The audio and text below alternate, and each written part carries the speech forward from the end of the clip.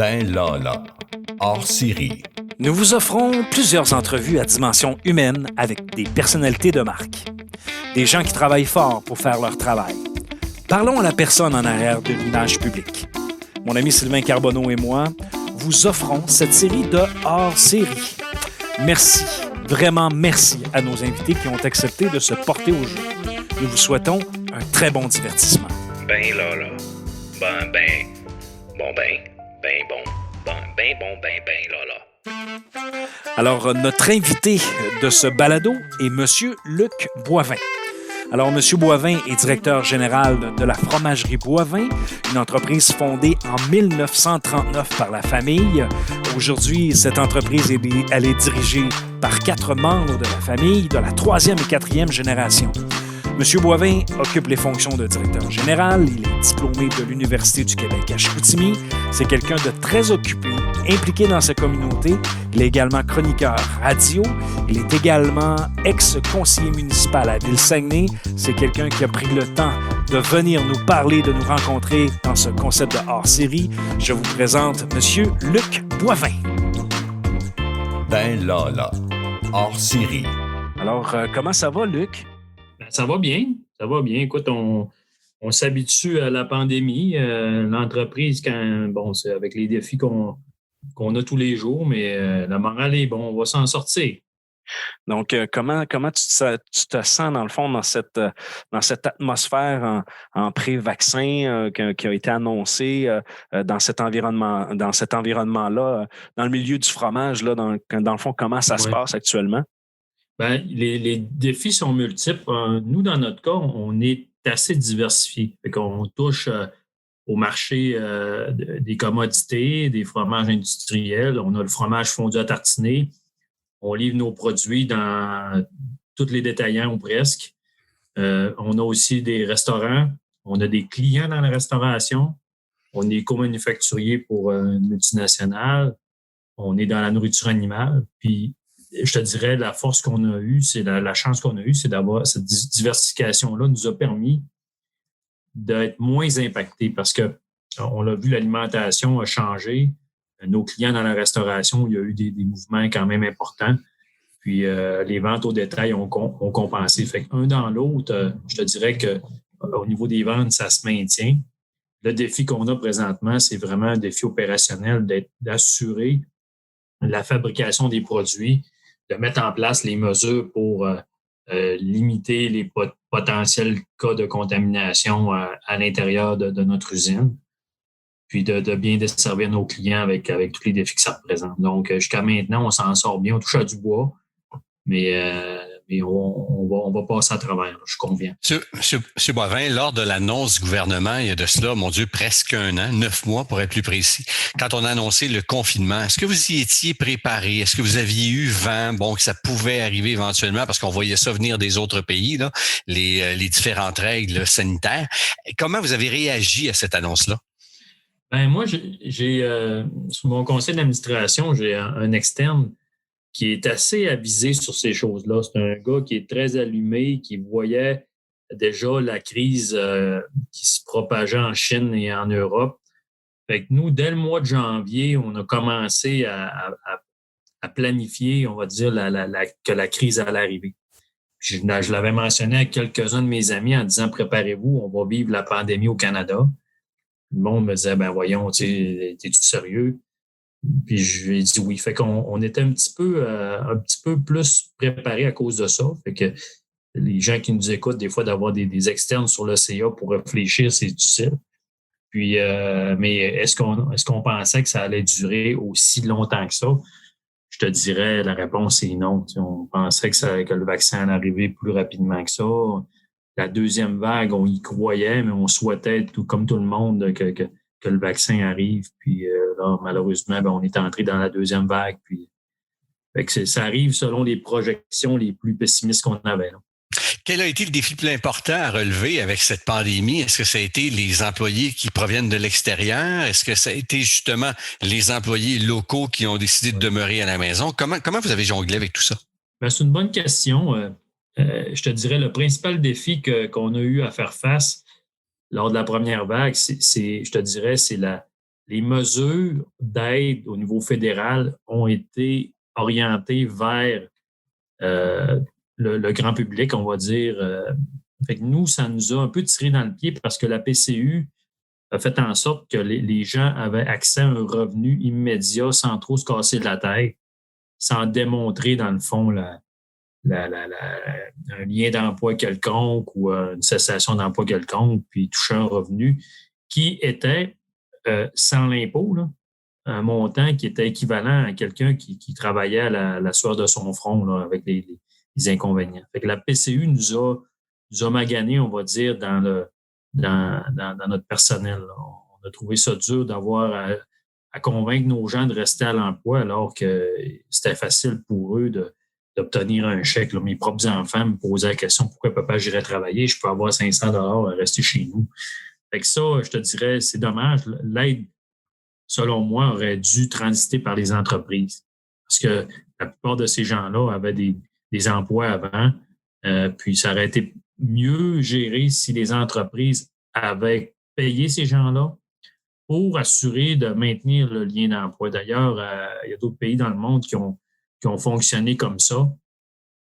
Puis ça a moins mis les entreprises en difficulté d'embauche puis de personnel. Parce que là, présentement, c'est vraiment les défis sont pour la main-d'œuvre. Mais Luc, avant la pandémie, tu me corrigeras si je me trompe, mais avant la pandémie, on était en situation de rareté de main-d'œuvre. Il y en a qui parlaient même de pénurie de main-d'œuvre. Ouais. Dans ton secteur, c'était quand même pas évident. Donc, de ce que je comprends, c'est que le fait que la PCU a été aussi généreuse, est arrivée très tôt, ça a fait en sorte que, ça l'amplifie un peu ce phénomène-là. C'est tout ça que je comprends. On est entré dans la pandémie déjà impacté. Puis, tu sais, te dire qu'il y a plusieurs Québec dans le Québec, c'est pas rien. On a une réalité différente dans les régions. Puis je m'explique.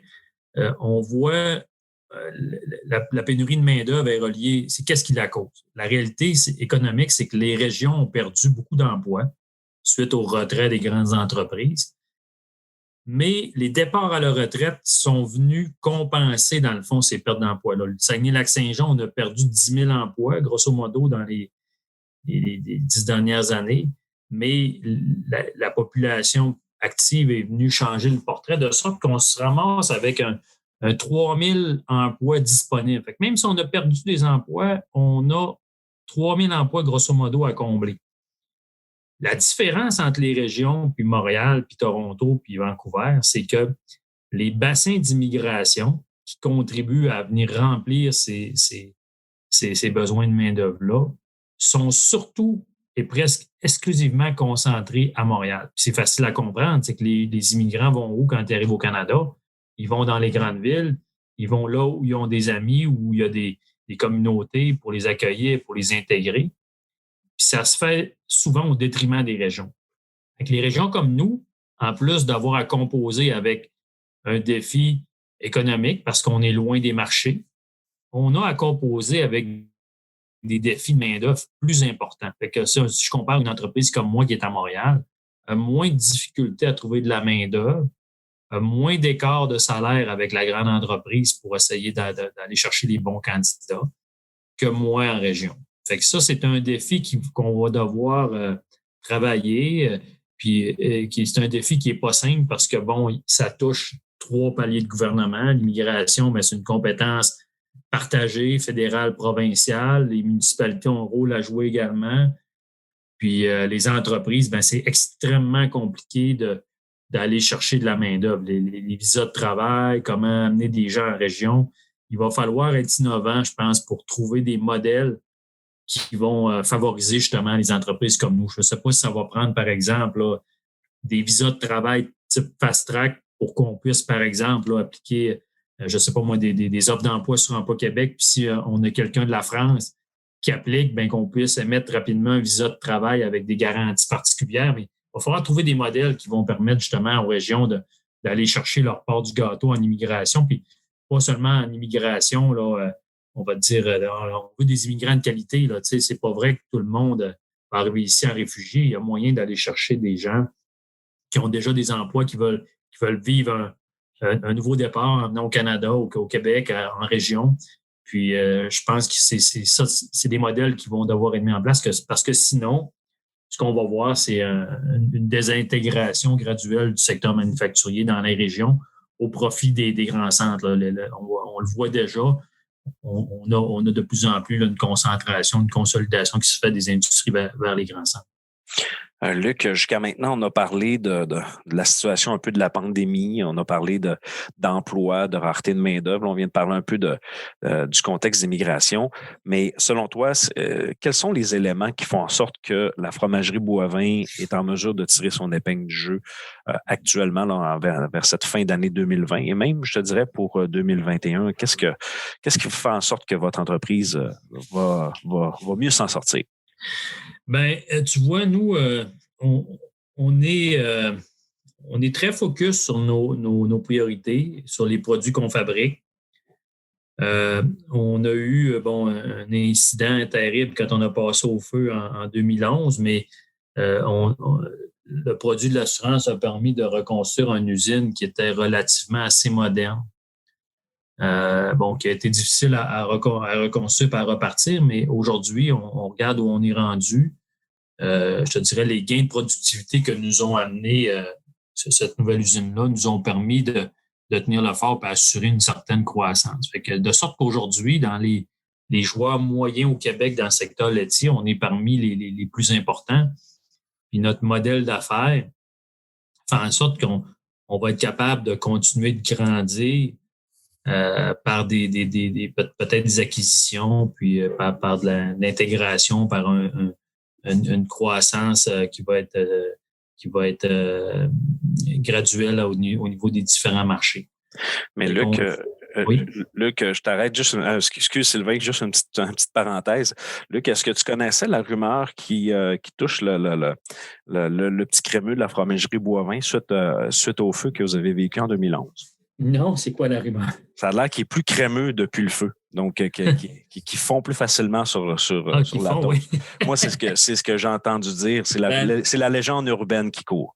Le produit, c'est amélioré. Je ne dirais pas amélioré, on a mis en place des équipements plus modernes pour stabiliser les recettes. Au début, c'était très artisanal. Fait que oui, il y avait des fois des variations de recettes.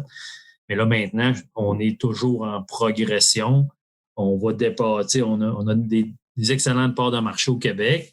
Puis c'est un produit qui est de niche, là. On s'entend, le marché total au Québec n'est pas énorme, mais quand tu as un bon produit dans un marché qui est quand même correct, ben ça fait en sorte qu'on peut continuer de développer. Puis c'est un de nos produits forts présentement. C'est un des produits qui tire chez nous la plus forte croissance. Fait qu'on mise beaucoup là-dessus. Puis nous, ça vient aussi en complément avec notre mise en marché de fromage frais du jour, parce que le fromage du jour, ça le dit, on veut que nos produits soient livrés frais. On ne veut pas revendre du fromage de plus d'un jour à nos clients. Avec le fromage fondu à tartiner nous permet justement de gérer des quantités, des batchs, on va dire des fabrications complètes, puis d'utiliser les surplus de fromage pour la fabrication du fromage fondu, de sorte qu'on assure à nos clients de frais du jour que tous les jours, on va offrir du fromage frais sur les tablettes. Et ça nous permet d'être fort aussi dans la mise en marché du fromage frais du jour. Vous avez parlé tantôt d'acquisition pour votre croissance. Vous avez d'ailleurs récemment fait l'acquisition, entre autres, d'une fromagerie dans la région centre du Québec, la fromagerie Le Maire, pour ne pas la nommer. Ces entreprises-là que vous possédez, pour le groupe de la fromagerie Boivin, qu'est-ce qui serait le plus grand défi pour les prochains mois et prochaines années à venir pour le type d'entreprise que vous avez? Ben, c'est sûr que quand j'ai quitté la politique, je l'ai fait de manière assez prompte parce que le gouvernement canadien a signé des ententes commerciales assez virulentes envers l'industrie fromagère du Canada. Fait qu'il a ouvert les marchés, jusqu'à 18 % de nos marchés vont être concédés à différents pays dans le monde. Puis ça, écoutez, là, on est dans un marché où il y a beaucoup de fromageries. On n'a pas une croissance du marché qui est énorme. Il y avait une légère croissance avant l'arrivée des fromages importés.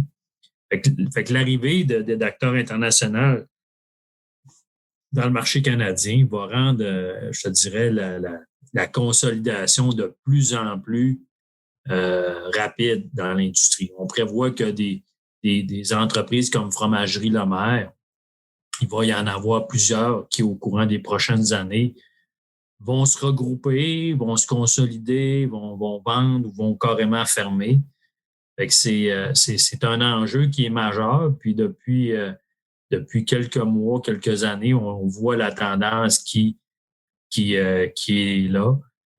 Les gros joueurs aussi. On a vu par exemple, Lactalis qui a acheté il y a plus d'1 an la multinationale Kraft dans le fromage. Fait que tout ça, cette consolidation-là aura des impacts dans les prochains mois, les prochaines années. Puis nous, on se définit comme un joueur qui est en mesure de consolider des entreprises qui sont dans notre portfolio de produits. Puis je te dirais, sans lancer de scoop, il y a des acquisitions, d'autres acquisitions qui vont probablement être annoncées dans les prochains mois, prochaines semaines. Vous parliez tantôt de la PCU, vous parlez des ententes de libre-échange qui, en quelque sorte, viennent un peu changer la donne au niveau du marché. Justement, en ces temps un peu troubles, quelle note donneriez-vous à nos décideurs? Comment vous les voyez présentement patauger dans ces eaux troubles?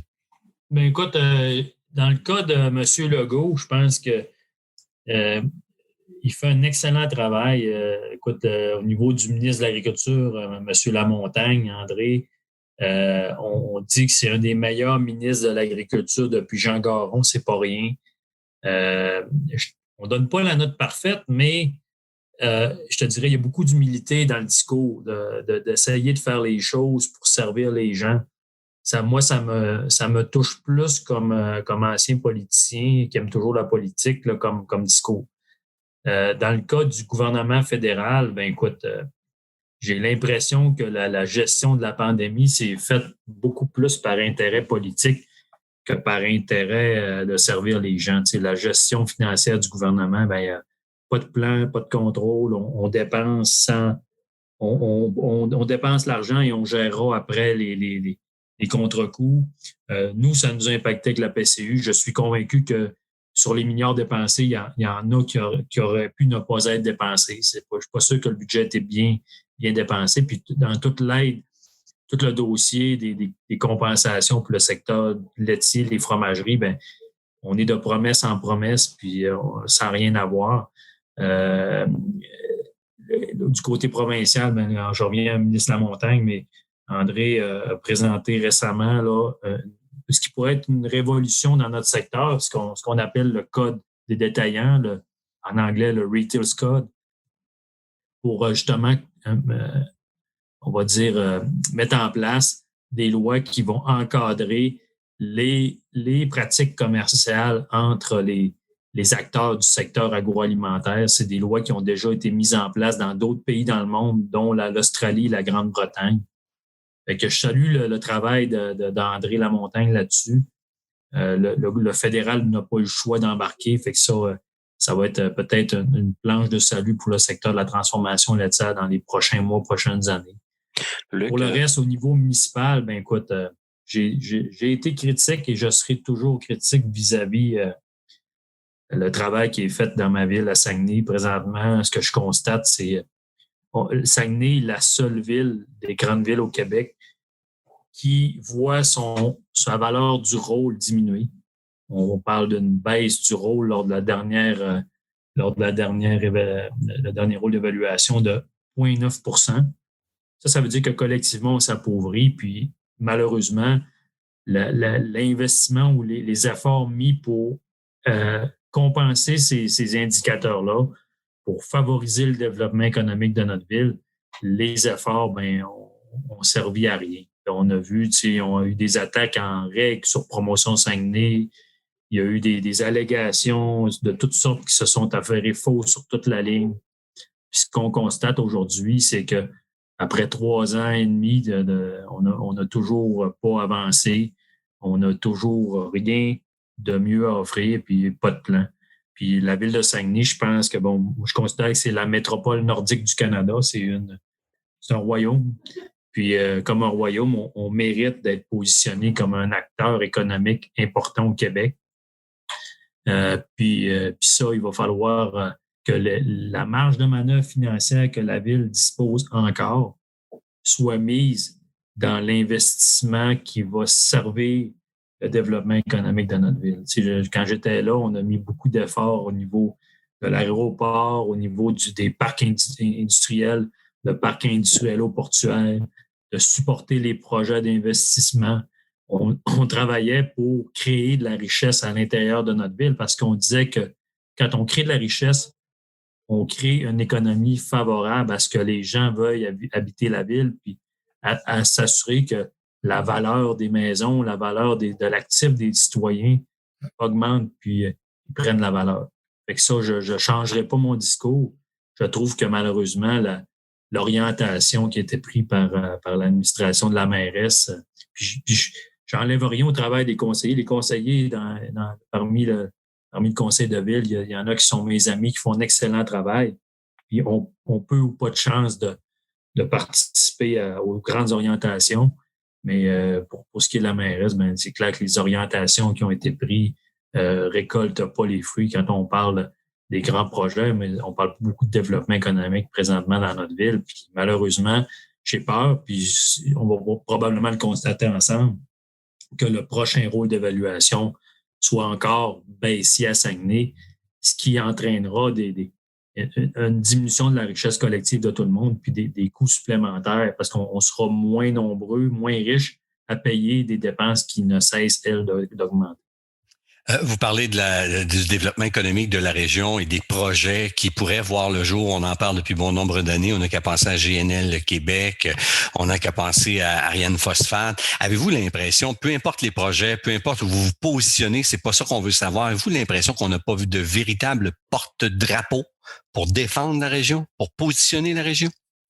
Mais on le voit, tu sais, la région est avide de leadership. C'est les gens qui me disent encore aujourd'hui, quand je vais sur la rue, on s'ennuie de vous autres.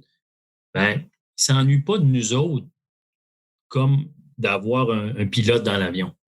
C'est les gens, ce qu'ils disent, avec Jean Tremblay, on n'était pas toujours d'accord, mais au moins, ils savaient ce qui s'en allait, puis il y avait une direction qui était donnée. On savait que ces projets-là étaient importants. Si je me rappellerai toujours quand Greenpeace était venu au port de mer puis qu'il était débarqué avec son auto à catastrophe. C'est qui ces gens-là? C'est pas vrai qu'ils vont venir nous dire quoi faire chez nous. Ben, les gens, ils ont besoin de ces politiciens-là qui vont parler en leur nom. La majorité, on peut pas plaire à tout le monde, mais parler au nom de la majorité pour dire c'est par là qu'on doit s'en aller. Quand je regardais, j'ai participé au projet des croisières. Ce qu'on voulait de Saguenay, c'est on voulait une fenêtre sur le monde. On voulait que Saguenay devienne une fenêtre sur le monde au même titre que d'autres grandes villes dans le monde, comme on parlait des différents ports d'accueil de croisières. Puis, on a réussi. Meilleur port d'accueil au monde pendant quelques années. On a réussi à amener plus de 100 000 visiteurs par année, des gens qui ne seraient jamais venus à Saguenay. Puis la prochaine phase, c'est-à-dire on va miser sur de l'immigration économique. On va essayer d'ouvrir notre portfolio de maisons à vendre à des gens qui vont avoir le goût d'investir à Saguenay, des investisseurs immigrants. On voulait développer tout le volet industriel, les grands projets. On mettait beaucoup d'énergie à sortir des bureaux, pas attendre que le monde vienne nous voir, à aller vers les entreprises pour leur dire « Venez chez nous, on va vous donner les conditions gagnantes pour vous implanter. » Parce qu'on savait fondamentalement, puis je me rappelle à l'époque, les gens de Statistique Canada étaient venus nous dire, nous dépeindre le tableau de l'avenir de Saguenay. Puis je vous dirais, quand on avait vu ça, on avait dit ça n'a pas de bon sens. C'est pas ça que vous voyez de notre région. Ils nous voyaient comme la Gaspésie. Puis on a dit non, on va se battre. On va se battre. Puis on a eu un support sans précédent. Les gouvernements ont appuyé notre vision. Je regarde avec le gouvernement de Jean Charest, l'autoroute du Parc des Laurentides, Périgueux-Bonca 4, le plan Nord avec M. Harper qui avait mis en place plein de programmes d'aide, comme le programme pour le Quai des Croisières. C'était un programme qui a été fait presque sur le coin d'une table avec M. Charest et M. Harper pour dire, regarde, on va développer avec Saguenay le modèle pour l'industrie des croisières parce que les gouvernements voulaient améliorer la balance commerciale négative au niveau touristique. Bien, ça a été fait chez nous. Je regarde l'autoroute du Parc des Laurentides, comment ça a été un moteur économique durant sa construction, puis comment ça a ouvert Saguenay au reste du Québec. Tu sais, on regarde, on est maintenant, tu sais, on n'a jamais dire à l'époque que Québec était devenu une banlieue de Saguenay, mais c'est bon dans l'autre direction aussi. Je regarde comment aujourd'hui, on regarde la valeur du rôle à la MRC du Fjord au niveau de la valeur des chalets sur tout le massif des Monts-Valin, comment l'autoroute du Parc des Laurentides a créé une richesse incroyable dans les Monts-Valin. Les chalets ont pris de la valeur, il y a une activité économique là-bas. Bien, tout ça se fait avec une vision.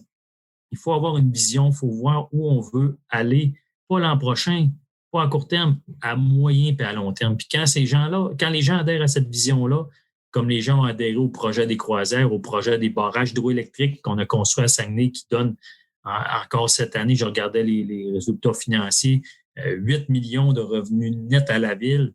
Bien, ces projets-là sont porteurs pas seulement pour ceux qui sont là immédiatement, mais pour nos générations futures. Puis c'est ça qu'il faut avoir comme leader.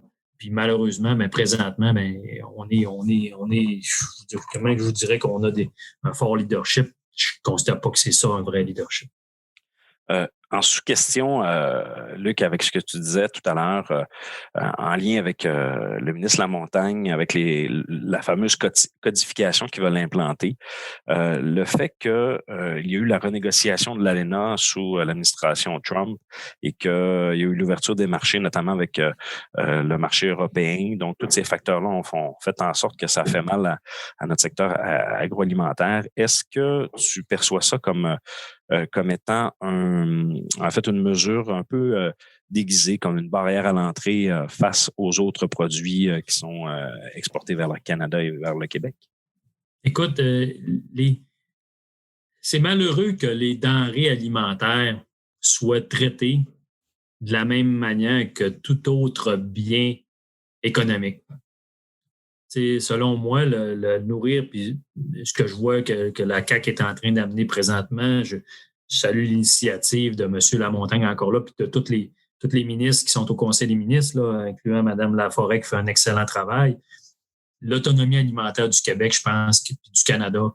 Les pays doivent viser une autonomie pour nourrir leur monde. On le voit avec la pandémie. S'il y a quelque chose qui est extraordinaire avec celle-ci, c'est que les gens ont réalisé que faut arrêter de dépendre des Chinois, de d'autres pays pour se nourrir. Fait que cet éveil-là va amener, j'en suis convaincu, des projets au Québec. Puis ça, encore là, ça prend une vision. Mais là, je crois que la vision, on le voit avec le modèle économique au niveau des serres va devenir rentable. Puis j'écoutais les commentaires justement des gens qui disaient enfin ça arrive.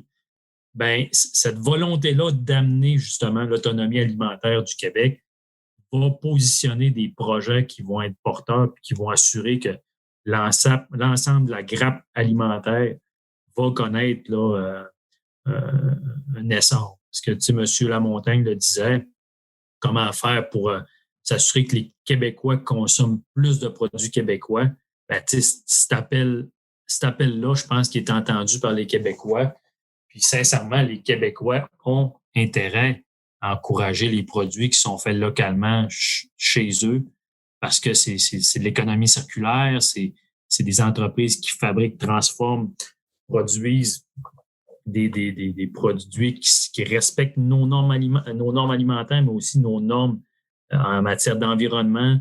Tu sais, les entreprises au Québec qui ont une grande préoccupation justement du respect des règles, ce qui n'est pas nécessairement toujours le cas ailleurs. Puis ça, au niveau des ententes commerciales, ce qui est triste, c'est que le Canada, de ce que je constate, est toujours plus honnête que les autres pays dans les ententes, de sorte que on n'a pas ce que j'appelle d'équité compétitive. Souvent, on va se battre contre des produits, des entreprises, des marchés qui n'utilisent pas les mêmes normes que nous.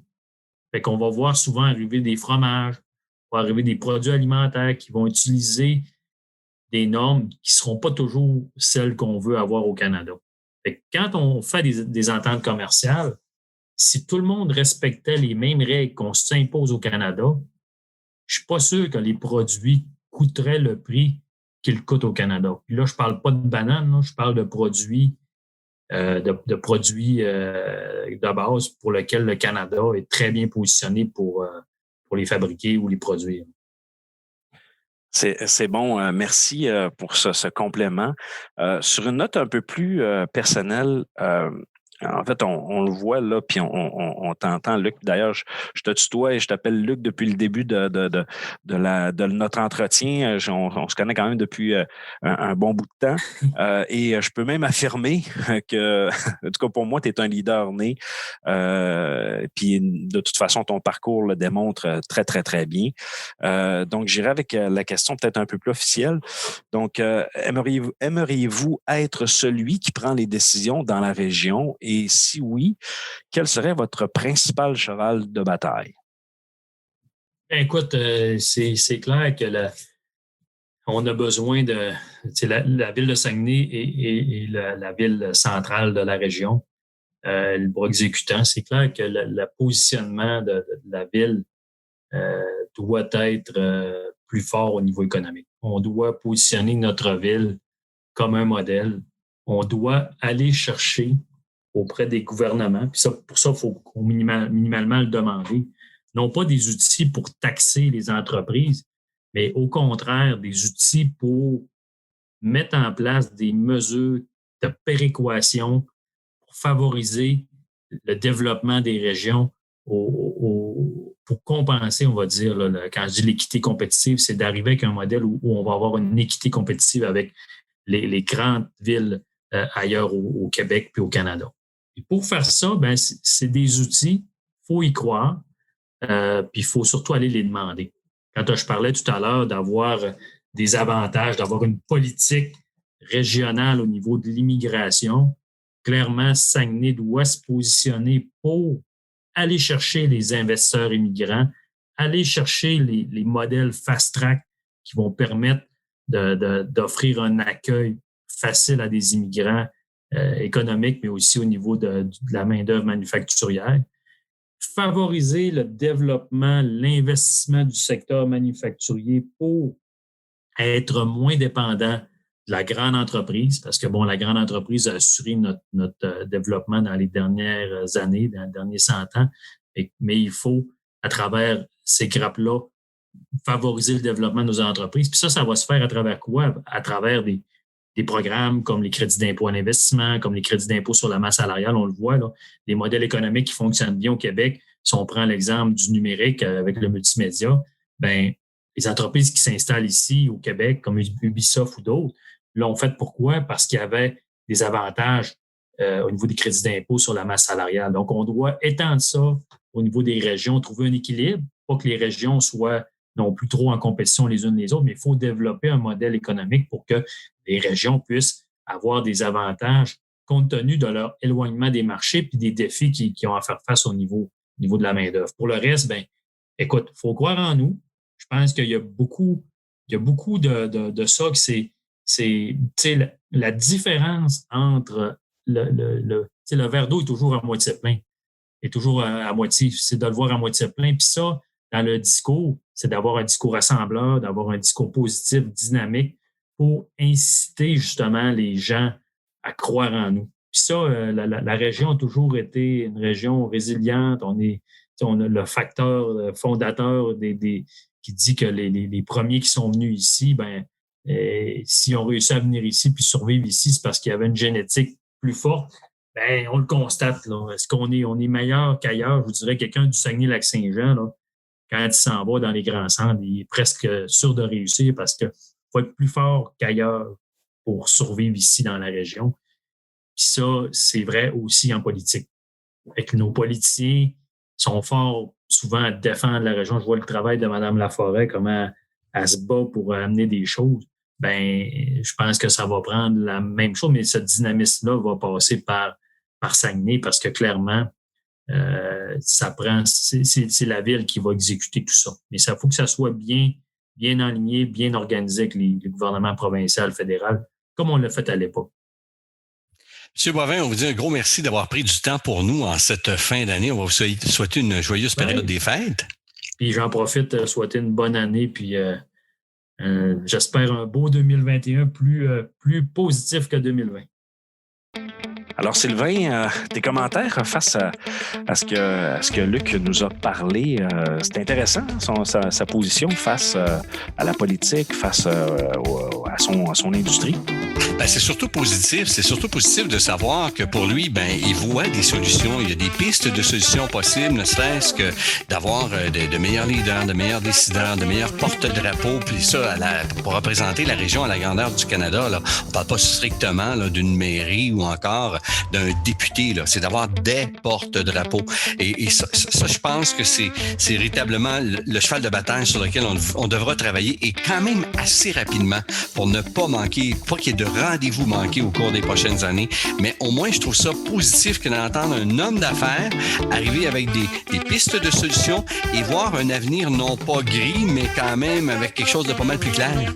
Mais as-tu remarqué, à chaque fois qu'il parle d'un sujet, il va expliquer le contexte, il va s'appuyer sur des chiffres, puis en plus, il va dire, voici les pistes de solutions qu'on pourrait avoir. Puis ça, moi, je trouve ça intéressant, quelqu'un qui est capable d'avoir cet esprit critique-là sur une situation, sur une question, mais dire, regarde, voici la ligne que tu pourrais prendre, voici les possibilités qu'on pourrait envisager, puis dans le fond, il donne des suggestions constructives, puis un peu comme tu viens de le dire, très positives. Exactement, et je pense que ça augure bien pour la région et j'ai bien hâte de voir comment le Saguenay et le Saguenay-Lac-Saint-Jean réussiront à se positionner pour les prochaines années. Tout à fait. Donc, Sylvain, merci pour cette première série de hors-série, comme on les appelle. On a des invités qui sont à confirmer dans les prochaines semaines. On a, peut-être juste vous l'annoncer tout de suite, on a Charles Quentin qui est dans nos invités. Maître, le grand criminaliste de la région et de l'Est du Québec, va venir nous parler de droit. Alors, ça va être super intéressant et on a quelques surprises qui sont en cours de démarche actuellement. Donc, merci Sylvain de ta participation. C'est vraiment un privilège de te retrouver dans ce format d'émission. Merci à toi. Bye bye. Ben Lala, hors série. Ben Lala. Bon, Lala.